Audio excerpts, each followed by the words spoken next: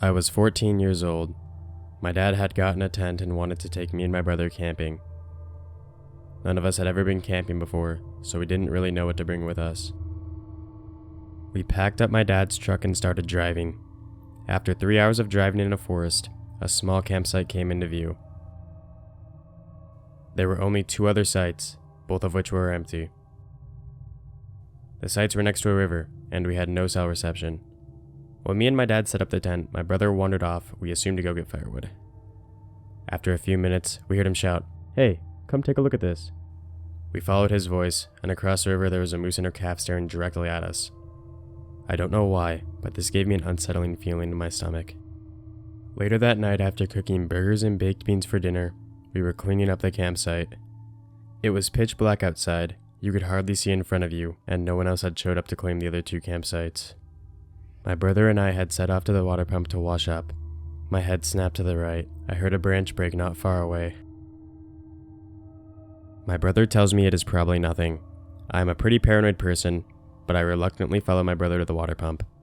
Shortly after we started walking again, a loud rustling in the bushes caught both of our attentions. We smelled a wet, musky odor, and the silhouette of a massive bear came into view.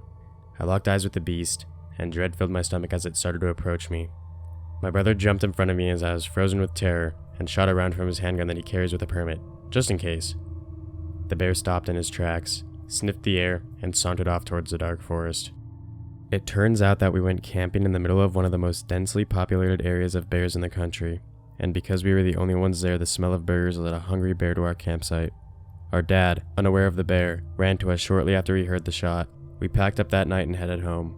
It's safe to say that experience has me terrified of camping, unless I am in a hard-sided camper.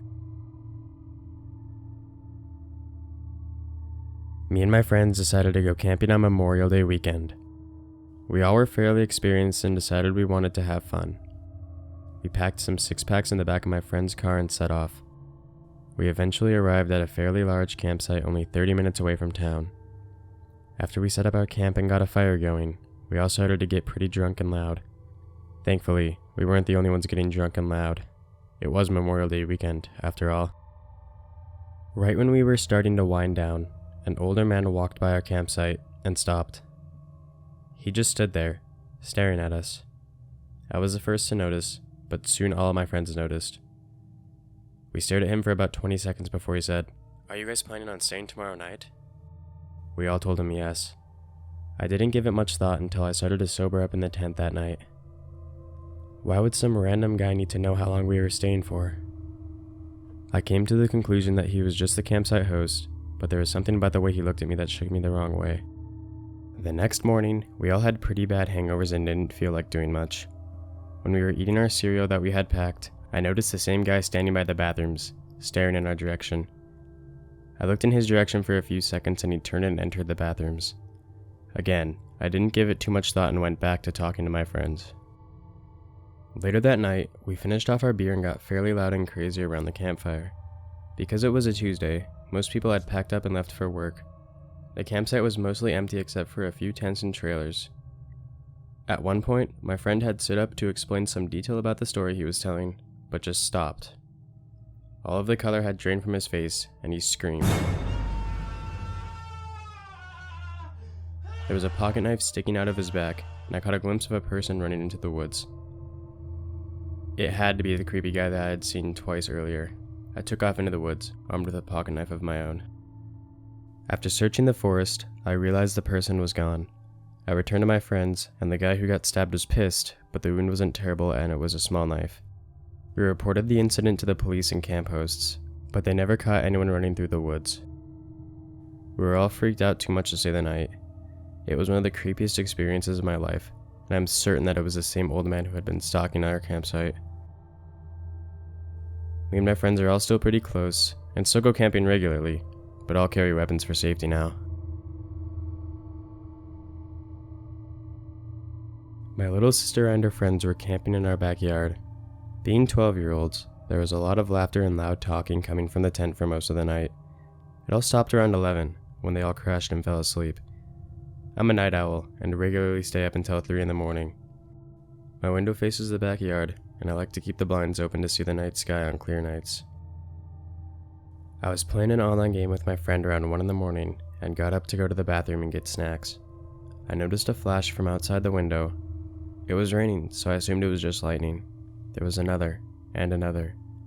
I was intrigued as to why and how lightning could occur so fast, so I went outside to check it out.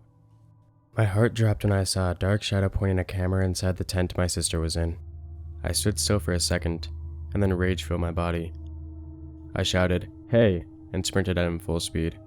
I'm an athletic kid and I caught up to him pretty fast. He tried to climb our tall, wooden fence, but I slammed into him with my full body weight and punched him over and over in the face. After a few punches, he was knocked out and my sister and her friends came outside the tent. I called the police and told my sister to take her friends inside. I kept the creep pinned down until the police came and took him away. Apparently, after searching his house, the police found thousands of photos of underage children. If it weren't for my quick wit, he could have gotten away, but now he's locked up for many years to come.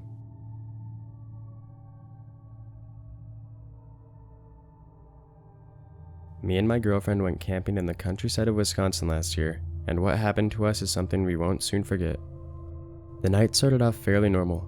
We had a few beers, laughed around the campfire, and finished the night staring at the stars in the back of my truck. We had a tent, but didn't bother using it because the night sky was so beautiful.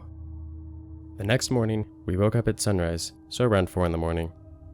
I got up to start a fire, but noticed that our tent was wide open. That was odd, because my girlfriend hadn't moved from the truck all night. I looked around some more, and out of the corner of my eye caught movement behind a tree. I was freaked out. I ran back to my girlfriend, but she wasn't in the truck anymore. Suddenly, I hear a woman screaming in the forest.